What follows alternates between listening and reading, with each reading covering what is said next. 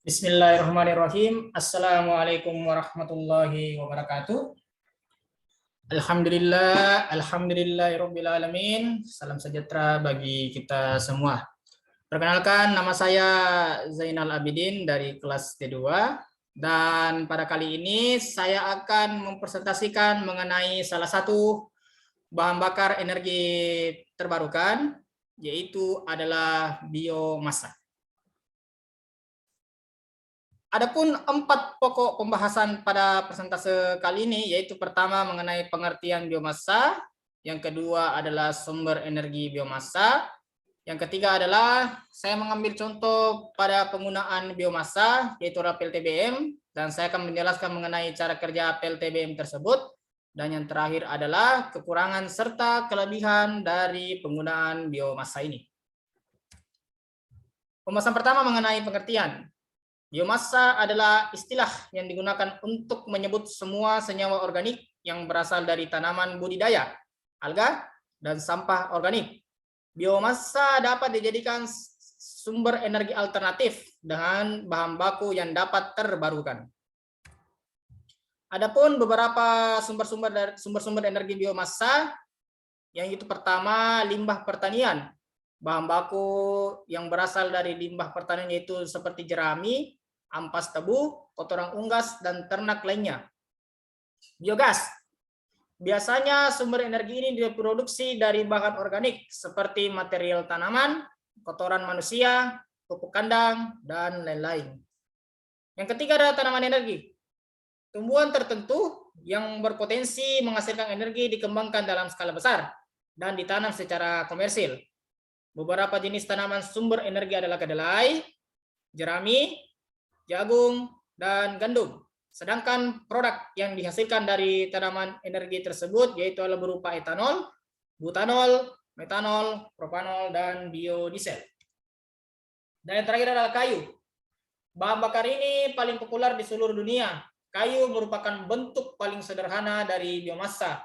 Namun, penggunaan bahan bakar kayu cenderung menimbulkan polusi, sehingga perlu adanya penyeimbangan dengan menanam pohon lebih banyak. Pembahasan ketiga mengenai cara kerja PLTBM atau biasa disebut sebagai pembangkit listrik tenaga biomasa. Proses pertama yaitu adalah pemilihan sampah, yang dimana tahap awal yang perlu dilakukan adalah memisahkan sampah basah dan kering menggunakan floating tank atau metode lain, seperti penggunaan SDM yang paham mengenai tahap ini. Lanjut ke proses kedua yaitu adalah pencacahan sampah.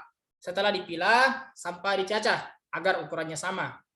Untuk sampah basah akan dilakukan pengeringan kemudian dicacah dengan alat yang disebut sebagai shredder.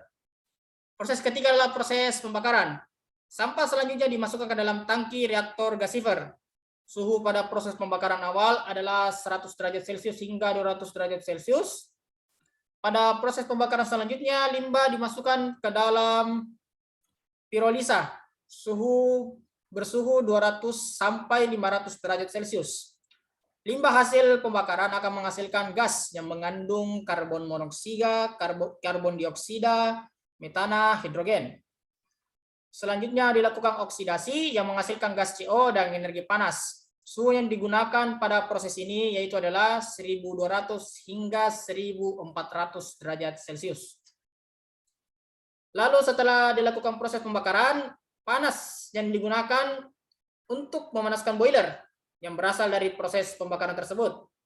Dalam proses ini, air dalam boiler akan dipanaskan hingga menguap. Setelah itu, uap yang dihasilkan akan dialirkan untuk menggerakkan turbin. Turbin yang bergerak dihubungkan dengan generator, sehingga energi gerak dari generator berubah menjadi energi listrik. Dan yang terakhir adalah mengenai kelebihan dan kekurangan pada penggunaan biomasa ini. Adapun kelebihannya seperti minim limbah organik. Yang kedua, dapat mengurangi efek rumah kaca. Yang ketiga, dapat menekan polusi udara. Yang keempat, sumber energi yang terbarukan. Dan yang kelima adalah kita dapat mengurangi ketergantungan kita pada bahan bakar fosil. Namun pada kelebihan itu ada kekurangan yang terdapat pada penggunaan biomasa ini, Yaitu pertama, seperti sumber energi yang terbatas. Dan mungkin bisa saja sumber energi ini juga sangat sulit untuk didapatkan. Yang kedua, mahal dikarenakan sumber ini sangatlah terbatas untuk didapatkan. Dan yang ketiga, pasti dapat menyebabkan polusi. Itulah yang bisa saya sampaikan pada presentase singkat kali ini. Atas perhatiannya saya ucapkan terima kasih. Akhirul kalam, nun wal kalami wa ma yasturun fastabiqul khairat. Assalamualaikum warahmatullahi wabarakatuh.